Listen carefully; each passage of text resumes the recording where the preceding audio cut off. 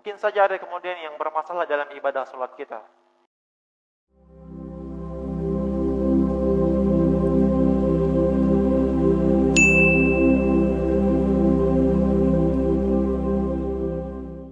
Bismillahirrahmanirrahim. Assalamualaikum warahmatullahi wabarakatuh.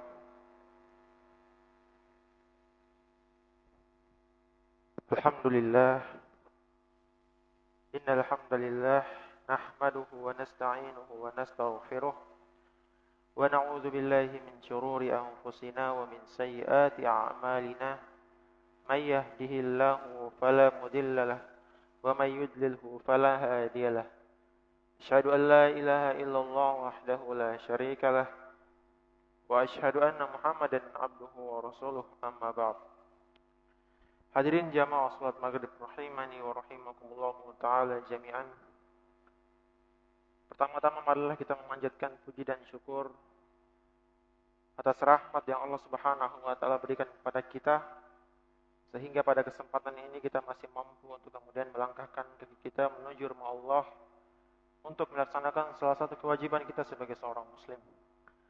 Kemudian salawat dan salam tak lupa senantiasa kita curahkan kepada baginda Nabi Muhammad sallallahu alaihi wasallam, Nabi yang telah menuntun kita dari alam kegelapan dan alam kejahiliaan menuju alam yang terang benderang sebagaimana yang telah kita rasakan hingga saat ini.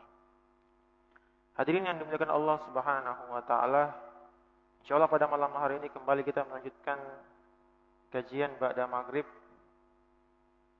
dengan tema meraih kebahagiaan dunia dan akhirat dengan ibadah. Hadirin yang dimuliakan Allah Subhanahu wa taala, sebagaimana telah kita ketahui bahwasanya salat merupakan rukun daripada rukun-rukun Islam. Seorang tidak dikatakan sebagai seorang muslim ketika dia tidak menjalankan ibadah salat. Karena ibadah salat ini merupakan salah satu ibadah yang paling dianjurkan dan paling diwajibkan oleh Allah Subhanahu wa taala. Sebagaimana kita ketahui Nabi Muhammad sallallahu alaihi wasallam menerima syariat perintah salat. Beliau berangkat menuju Sidratul Muntaha untuk kemudian bertemu dengan Allah Subhanahu wa taala secara langsung untuk menerima syariat melaksanakan ibadah salat. Yang pada awalnya Allah Subhanahu wa taala membebaskan kepada Nabi Muhammad itu sebanyak 50 waktu salat. Tetapi karena Nabi Muhammad sallallahu alaihi wasallam meminta untuk dikurangi karena ketidaksanggupan umatnya, sehingga diberikanlah kewajiban 5 waktu.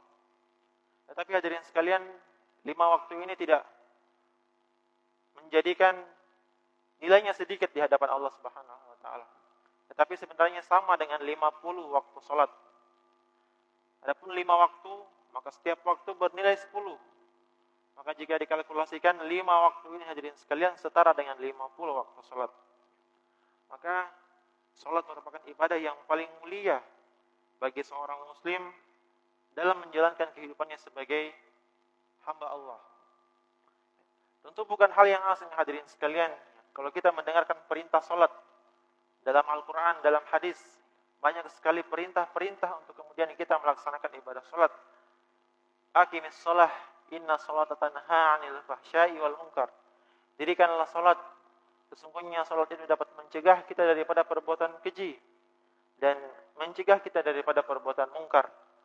Tetapi hadirin sekalian yang dimuliakan Allah Subhanahu wa taala, begitu banyak juga orang-orang yang kemudian melaksanakan ibadah salat, namun mereka kemudian masih terjatuh daripada perbuatan-perbuatan keji dan masih terjatuh pada perbuatan-perbuatan mungkar.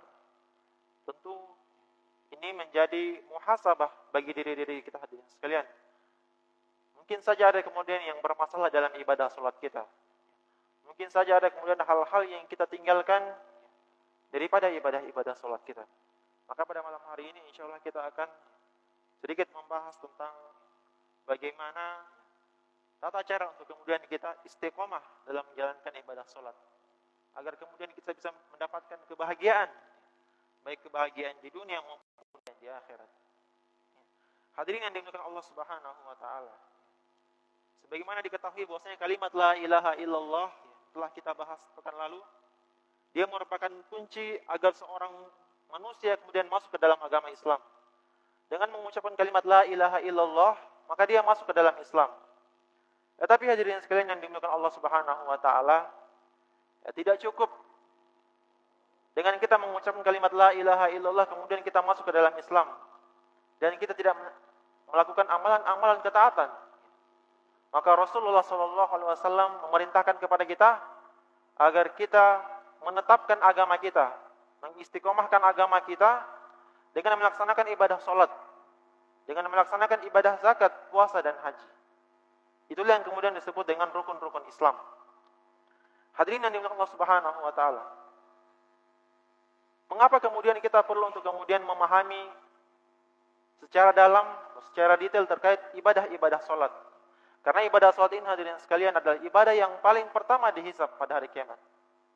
Inna awwalu ma yuhasabu bihil 'abdu yaumal qiyamah salat. Sesungguhnya amal yang paling pertama kali dihisab di hari kiamat adalah salat. Fa in saluhat khaba. Apabila salatnya baik, anjaha wa aflaha, maka dia akan selamat dan dia akan beruntung.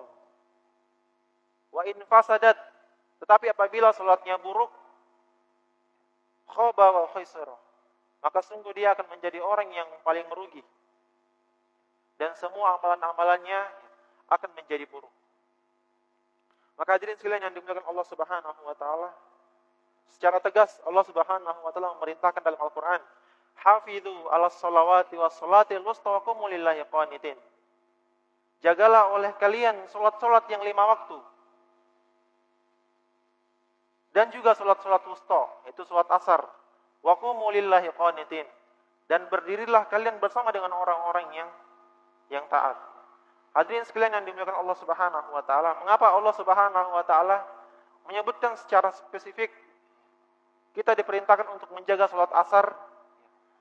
Karena Allah Subhanahu wa taala mengetahui bahwasanya salat asar adalah salat yang paling berat yang dilakukan oleh umat muslim. Makanya Allah Subhanahu wa taala mengkhususkan salat asar agar manusia lebih memperhatikan ibadah tersebut. Karena kebanyakan manusia kemudian lalai daripada aktivitas-aktivitas mereka untuk kemudian melaksanakan ibadah salat, khususnya salat asar. Hadirin yang dimuliakan Allah Subhanahu wa taala, maka Allah Subhanahu wa taala yang menciptakan bumi dan langit, ya. Allah Subhanahu wa taala yang memiliki kekuasaan atas segala sesuatu. Allah Subhanahu wa taala yang Maha Agung. Maka dialah yang kemudian memerintahkan kita untuk salat. Maka dialah yang kemudian memerintahkan kita untuk melaksanakan ibadah salat. Dialah yang kemudian memberikan kita nikmat. Dialah yang kemudian memberikan kita kesehatan dan lain sebagainya. Maka apa yang kemudian menghalangi kita hadirin sekalian untuk kemudian istiqomah untuk melaksanakan salat, baik itu secara sendirian ataupun secara berjamaah di masjid Allah Subhanahu wa taala. Kemudian hadirin sekalian yang dimuliakan Allah Subhanahu wa taala, mengapa kemudian kita perlu untuk kemudian memperhatikan ibadah salat? Karena ibadah salat hadirin sekalian adalah ibadah yang kemudian diperintahkan oleh Rasulullah. Sebagaimana dalam kisah, ketika Rasulullah SAW kemudian akan meninggal dunia, ketika Rasulullah akan meninggal dunia hadirin sekalian, maka tidak ada kata yang keluar daripada lisan beliau, wasiat terakhir yang kemudian diucapkan oleh Rasulullah, kecuali as-salah wa ma malakat aymanukum. Perhatikanlah salat kalian, jagalah salat kalian, dan jagalah hak-hak orang-orang muslim. Maka hadirin sekalian yang dimuliakan Allah Subhanahu wa taala, ini menandakan bahwasanya wasiat yang Rasulullah sallallahu alaihi wasallam kemudian keluarkan dari lisannya sebelum kemudian beliau meninggal dunia, ini menjadi perkara yang paling azim. Ini menjadi perkara yang paling mulia dan perkara yang paling besar pertanggungjawabannya di hari kiamat kelak. Sehingga kita perlu untuk kemudian senantiasa menjaga dan mempertahankan ibadah kita hadirin sekalian sampai kemudian kita menghadap Allah Subhanahu wa taala. Hadirin yang dimuliakan Allah Subhanahu wa taala. Suatu ketika Rasulullah sallallahu alaihi wasallam kemudian bersama para sahabat, ketika mereka sedang melakukan perjalanan,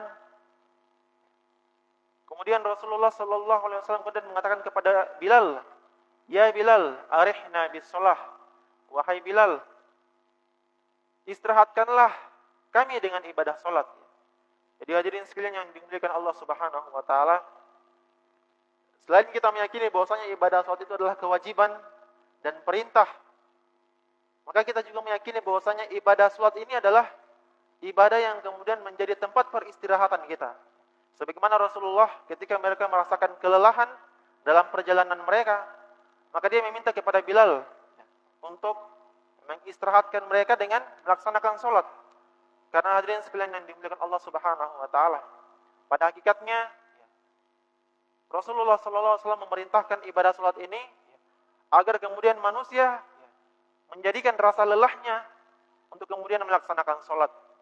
Karena dengan melaksanakan salat, kata Rasulullah sallallahu alaihi wasallam, tatmainnul qulub, akan membuat hati kita menjadi lapang, akan membuat hati kita menjadi tenang, dan akan menghilangkan segala was-was yang ada dalam hati-hati kita.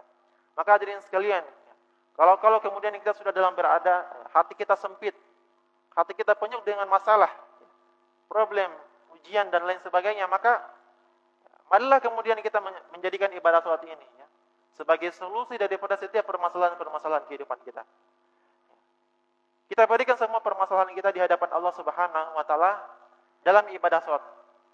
Karena inilah yang kemudian menjadi wasiat dan perintah daripada Rasulullah sallallahu alaihi wasallam. Hadirin yang dimuliakan Allah Subhanahu wa taala,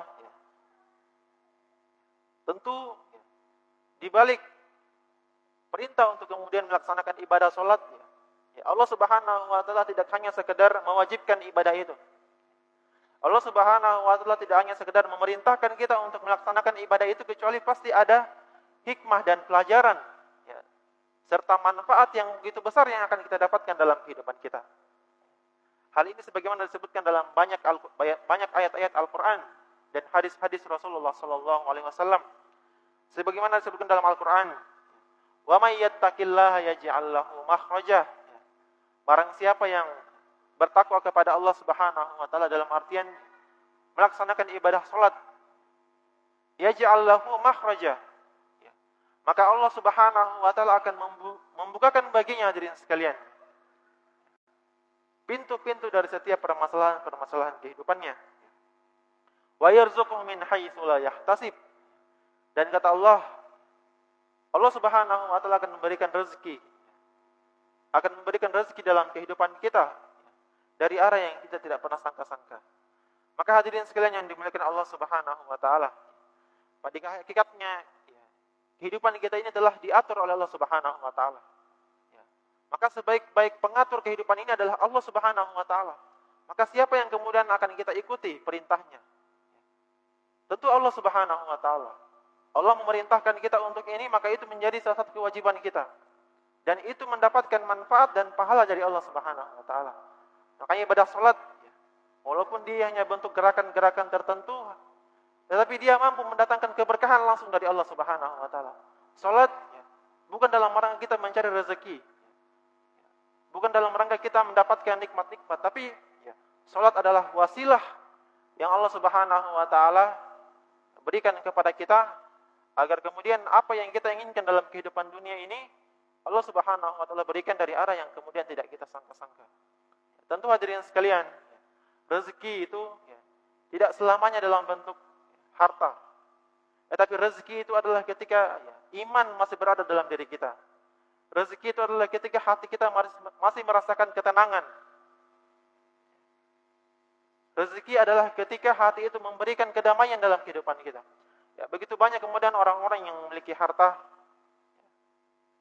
kekayaan yang begitu banyak, tetapi hadirin sekalian, tidak ada kebahagiaan dalam kehidupannya. Bahkan dengan harta-hartanya itu kemudian membuat dia terjerumus daripada dosa dan kemaksiatan. Maka ini tidak membuat harta itu menjadi mulia. Sebaik-baik rezeki yang Allah berikan adalah keimanan yang terus tumbuh dalam diri kita.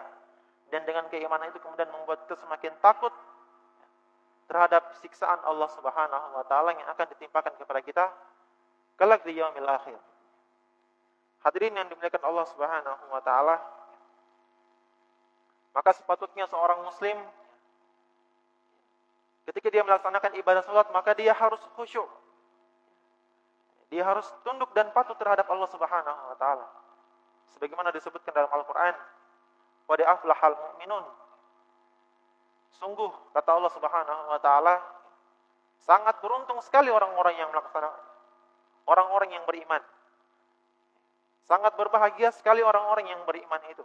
Kata Allah Subhanahu wa taala. Siapakah orang-orang yang beruntung itu, hadirin sekalian? Siapakah orang-orang yang berbahagia itu? Alladzina hum fi sholatihim khashi'un. Kata Allah Subhanahu wa taala, orang-orang yang beruntung, orang-orang yang berbahagia itu adalah orang-orang yang ketika mereka melaksanakan salat, maka hati mereka tunduk dan patuh serta takut kepada Allah Subhanahu wa taala. Maka hati mereka khusyuk kepada Allah Subhanahu wa taala. Maka hadirin sekalian, tidak cukup kemudian ketika kita melaksanakan salat, kemudian tidak muncul dalam diri kita rasa takut. Tidak muncul dalam hati kita rasa khusyuk.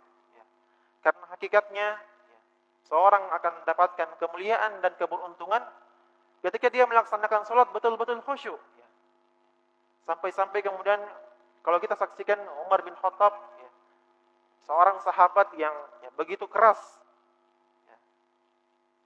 Bahkan dalam sebagian cerita, beliau adalah seorang sahabat yang paling keras, yang bisa-bisa kemudian membunuh manusia kalau kemudian ada yang mengganggu Rasulullah sallallahu alaihi wasallam. Tetapi hadirin sekalian, Umar bin Khattab radhiyallahu anhu adalah seorang sahabat yang kalau kita lihat dalam sejarah, di pipi beliau itu ada aliran-aliran air yang hitam. Itulah kemudian bekas-bekas tangisan. Bagaimana Umar bin Khattab selalu menitikkan air matanya, selalu mengeluarkan air matanya ketika dia kemudian dalam ibadah salat. Padahal kalau kita saksikan dia adalah seorang sahabat yang keras. Tetapi ketika dia berhadapan dengan Allah Subhanahu wa taala, ketika dia bersimpuh dan berdoa kepada Allah Subhanahu wa taala, maka berlinanglah air matanya. Sehingga membuat pipinya itu kemudian menjadi menghitam karena bekas-bekas air mata yang kemudian terus menetes dalam ibadah salatnya dan dalam doa-doanya. Maka hadirin sekalian, sebagai seorang muslim maka marilah kemudian kita betul-betul khusyuk. Karena khusyuk menjadi tolak ukur yang paling utama seorang muslim agar ibadahnya menjadi agung di sisi Allah Subhanahu wa taala. Bagaimana dengan ibadahnya membuat dia semakin takut kepada Allah Subhanahu wa taala, dan bagaimana dengan salatnya membuat dia semakin taat dan patuh kepada Allah Subhanahu wa taala. Hadirin jamaah salat maghrib rahimani wa rahimakumullah taala jami'an. Dan perlu kemudian kita pahami hadirin sekalian bahwasanya orang-orang yang menjaga salatnya, maka Rasulullah sallallahu alaihi wasallam pernah menyebutkan dalam hadisnya, man hafaza 'alaiha salatuhu, barang siapa yang menjaga salatnya, maka dia akan mendapatkan cahaya dan keselamatan. Maka dia akan mendapatkan cahaya dan keselamatan, wan najata minan nar, dan dia akan selamat pada hari kiamat kelak. Wa man lam yuhafidz, kata Rasulullah, barang siapa yang tidak menjaga salatnya, lam yas'alhu nuran, maka dia tidak akan mendapatkan cahaya hadirin sekalian, dan dia tidak akan mendapatkan keselamatan serta keselamatan ketika kemudian dia menghadap Allah Subhanahu wa taala atau ketika dia berada dalam yaumil akhir. Maka hadirin sekalian yang dimuliakan Allah Subhanahu wa taala, yang paling penting dalam kehidupan kita ini adalah bagaimana kemudian kita berusaha mendapatkan cahaya. Karena kita berharap dengan cahaya ini menerangi kehidupan kita yang begitu gelap. Karena dengan keselamatan yang diberikan itu kemudian kita berharap kita dituntun oleh Allah Subhanahu wa taala pada setiap gerak-gerik kehidupan kita di dunia ini. Sehingga kita menjadi orang-orang yang selamat, baik itu di dunia maupun kelak di akhirat. Sebaliknya hadirin sekalian, sungguh merugi dan sungguh hina ketika kemudian kita meninggalkan ibadah salat, yang dimana ibadah ini adalah ibadah yang paling diwajibkan oleh Allah Subhanahu wa taala. Kita tidak akan mendapatkan cahaya. Mungkin kita mendapatkan banyak harta, Kita mendapatkan banyak keluarga, tetapi kita tidak akan mendapatkan cahaya dalam keluarga tersebut, hadirin sekalian. Kita tidak akan mendapatkan keselamatan pada keluarga tersebut kalau kemudian kita lalai daripada melaksanakan ibadah salat. Maka kunci daripada kebahagiaan dan kesuksesan itu, hadirin sekalian, adalah dengan menjaga ibadah salat kita. Rasulullah kemudian pernah menyebutkan orang-orang yang menjaga salatnya, ketika kemudian mereka berada di padang mahsyar, maka mereka kemudian akan bertemu dengan Rasulullah sallallahu alaihi wasallam. Tetapi kata Rasulullah, ada juga orang-orang yang kemudian ketika dibangkitkan di padang mahsyar, ternyata mereka tidak dikumpulkan denganku. Apa yang menjadi alasannya, hadirin sekalian? Kata Rasulullah, lam yuhafiz salatuhu. Kata Rasulullah, mereka adalah orang-orang yang ketika hidup di dunia disibukkan dengan harta dan aktivitas-aktivitasnya, tetapi kemudian dia meninggalkan ibadah salat. Sehingga ketika di padang mahsyar, hadirin sekalian, mereka tidak dibangkitkan bersama dengan Rasulullah. Mereka bahkan dibangkitkan, kata Rasulullah, ma'a Fir'aun wa Qarun wa Haman wa Ubay bin Khalaf. Mereka dibangkitkan bersama dengan Fir'aun, Qarun, Haman dan Ubay bin Khalaf. Semuanya adalah pemimpin kaum kafir, yang semuanya itu kemudian jauh dan tidak mentaati perintah-perintah Allah Subhanahu wa taala, serta tidak melaksanakan ibadah salat. Maka hadirin sekalian, kemudian kita selalu berlindung kepada Allah. Ketika kemudian kita meninggalkan salat, maka kita takut kepada Allah, jangan sampai kemudian kita dibangkitkan pada hari kiamat di padang mahsyar bersama dengan pemimpin-pemimpinnya kaum kafir, Fir'aun, Qarun, Ham dan Ubay bin Khalaf. Hadirin yang dimuliakan Allah Subhanahu wa taala, tentu dalam kehidupan kita sebagai seorang muslim, kita mengharapkan ibadah salat itu sebagai penggugur daripada dosa-dosa kita. Kita berharap bahwasanya salat ini mampu menghilangkan dosa-dosa yang kemudian pernah kita lakukan. Hal ini sebagaimana sebuah kisah di zaman Rasulullah. Rasulullah kemudian pernah bertanya kepada para sahabat, "Ya ashabi, wahai para sahabatku, ara'aitum law anna nahran?" Bagaimana pendapat kalian jika kalian melihat sungai di depan rumah kalian? Ara'aitum law anna nahran? Tsumma istahmamtum fih. Kemudian kalian mandi 5 kali sehari di sungai tersebut. Apakah kalian akan menyisakan kotoran pada badan kalian? Kemudian para sahabat menjawab, tentu tidak wahai Rasulullah, tidak akan tersisa kotoran pada diri kami. Maka Rasulullah kemudian menjawab, sesungguhnya itulah kemudian pengibaratan bagi orang-orang yang senantiasa menjaga salatnya 5 waktu dalam sehari. Maka dia seperti orang yang kemudian mandi di sungai yang begitu bersih. Setiap harinya kemudian dia mandi sebanyak 5 kali. Sehingga dengan itu kemudian bersihlah dirinya dari kotoran dan bersihlah dirinya daripada dosa-dosa. Maka hadirin sekalian yang dimuliakan Allah Subhanahu wa taala, sungguh mulia dan begitu agung orang-orang yang kemudian senantiasa menjaga salatnya. Bagaimana kemudian dia senantiasa bersih dan suci daripada dosa. Setiap harinya kemudian dia membersihkan dirinya sebanyak 5 kali. Maka hadirin sekalian, inilah tentu yang kemudian kita harapkan. Bagaimana kemudian dalam kehidupan kita ini, dosa-dosa yang pernah kita lakukan diampuni oleh Allah Subhanahu wa taala.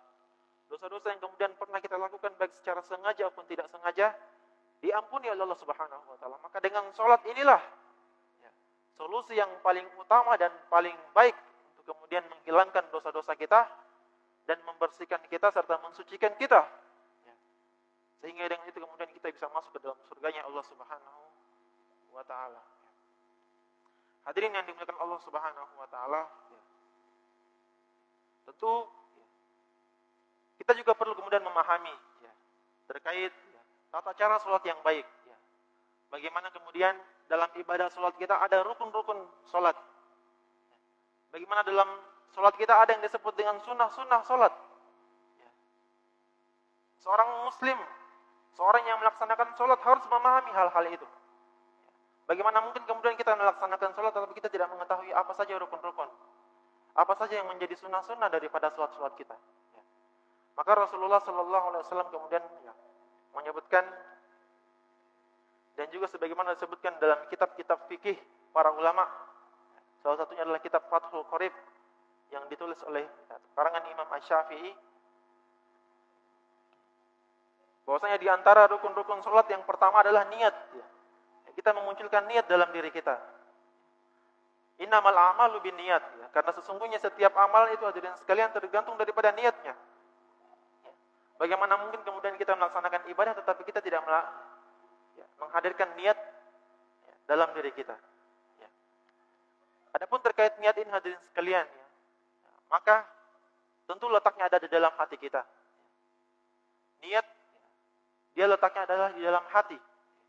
Namun tentu akan lebih baik jikalau kemudian kita mengucapkan niat tersebut. Kemudian rukun yang kedua hadirin sekalian daripada salat adalah berdiri. Sebagaimana disebutkan oleh Rasulullah, barang siapa yang tidak sanggup melaksanakan salat secara berdiri, maka dia boleh untuk melaksanakan salat secara duduk. Jika dia tidak sanggup untuk kemudian duduk, maka dia melaksanakan salat secara berbaring. Kemudian rukun yang ketiga hadirin sekalian adalah bertakbiratul ihram. Takbiratul ihram, yaitu Allahu Akbar, dengan lafaz Allahu Akbar.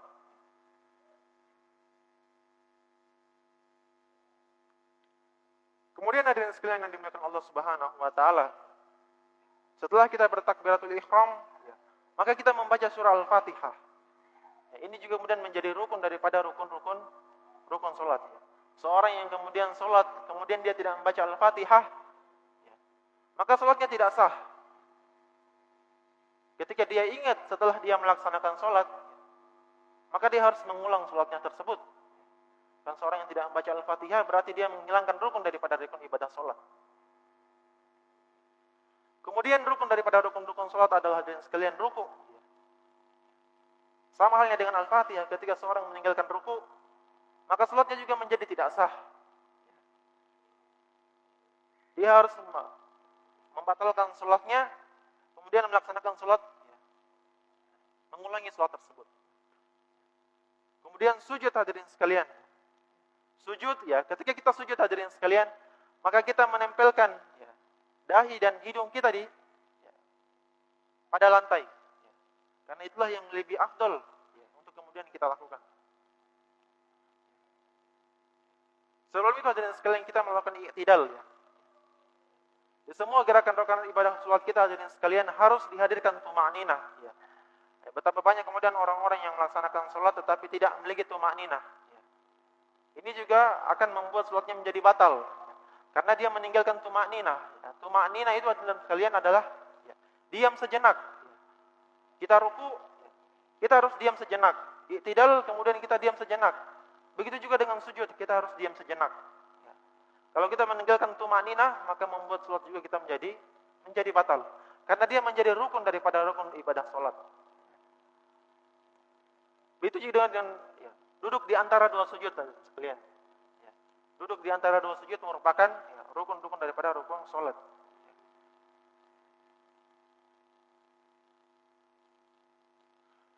Kemudian membaca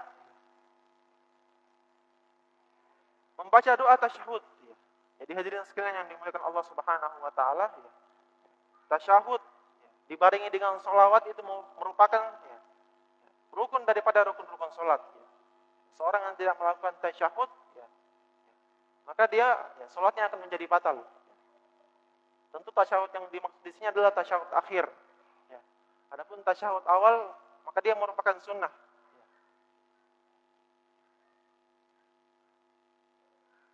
Kemudian yang terakhir hadirin sekalian adalah salam. Salam merupakan bentuk penutupan salat kita. Seorang yang melaksanakan salat dengan takbiratul ihram, maka hendaknya menutup salatnya dengan salam. Karena hakikat daripada rukun salat adalah muftatahatun bitakbir wa muftatamatun bitaslim. Dia membuka salatnya dengan takbiratul ihram dan kemudian menutup salatnya dengan salam. Hadirin sekalian yang dimuliakan Allah Subhanahu wa taala, mungkin inilah yang kemudian kita pahami pada kesempatan yang berbahagia ini.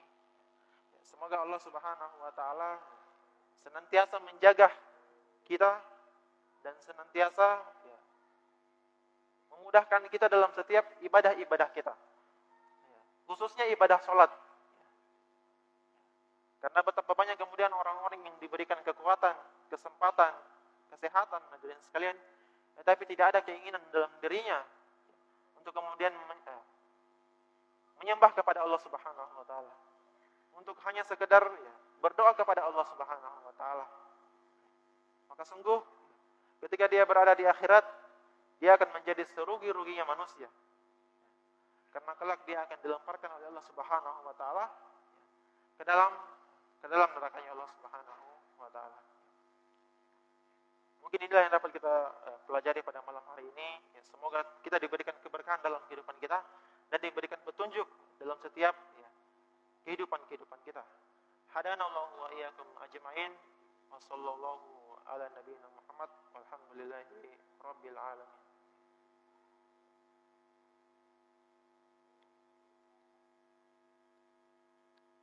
Sebelum kita tutup, mungkin ada pertanyaan dari jamaah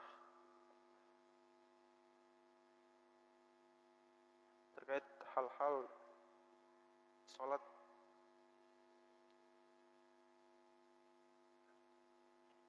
Apa dulu? Waalaikumsalam.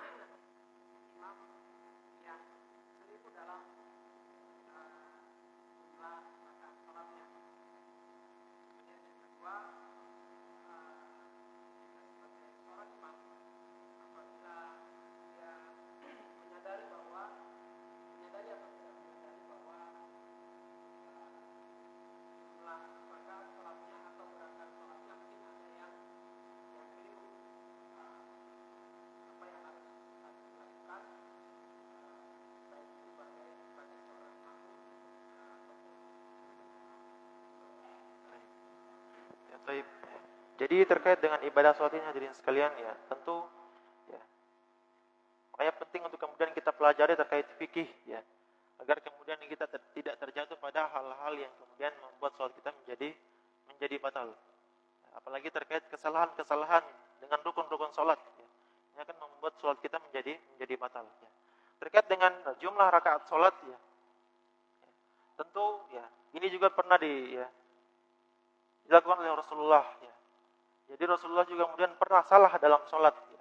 Suatu ketika dia kemudian melaksanakan 3 rakaat tetapi dia menyangka telah masuk 4 rakaat.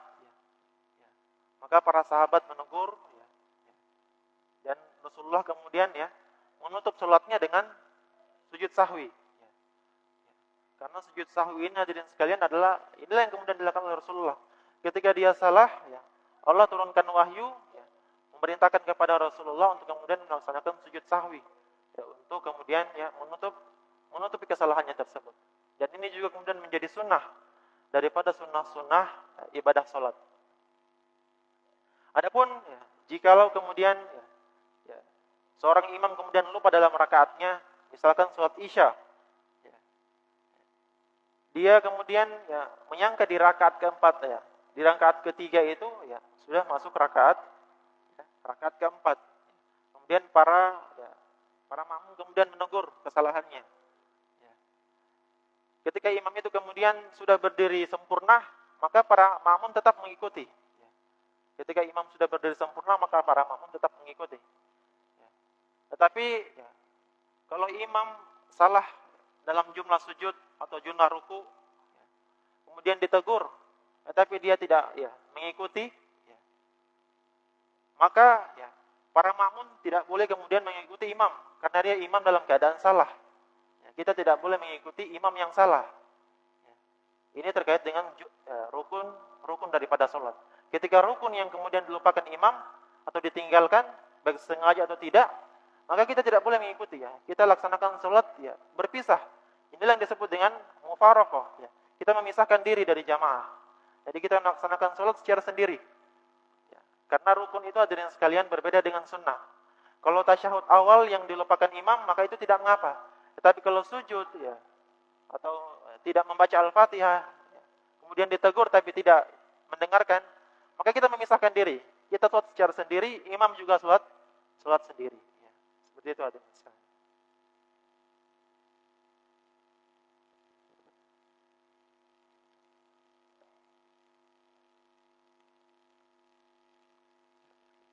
Cukup belum sudah?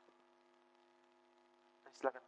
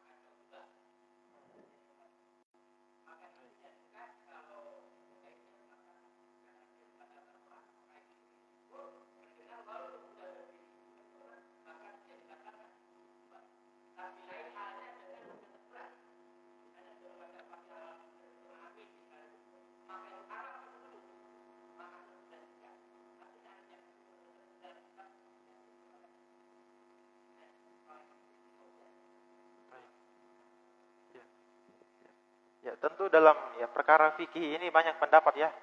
Ya.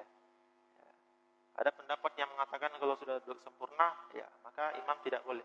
Tapi ada juga yang mengatakan sebagaimana yang telah disebutkan tadi. Ya. Nah, maka ini pendapat-pendapat yang memiliki sumber ya, tentu tidak mengapa untuk diamalkan. Dan ya semuanya ya kita amalkan sesuai dengan ilmu yang kemudian kita pelajari. Ya. Jadi bukan pertanyaan tadi apa? Sudah.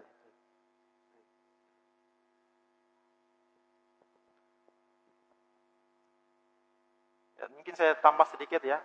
Jadi kalau ada imam yang lupa ini ya, saya lupa jelaskan sedikit tadi ya terkait rukun-rukun sholat ya. Kalau ada imam yang lupa baca Al-Fatihah, misalnya sholat zuhur, zuhur kan sir ya bacaannya kita ya. Makmum tidak tahu kalau mungkin saja imam itu lupa baca Al-Fatihah. Ya. Ya. Jadi kalau imam lupa baca Al-Fatihah di rakaat pertama dan dia ingat di rakaat kedua, ya, dia ingat oh tadi rakaat pertama belum baca Al-Fatihah.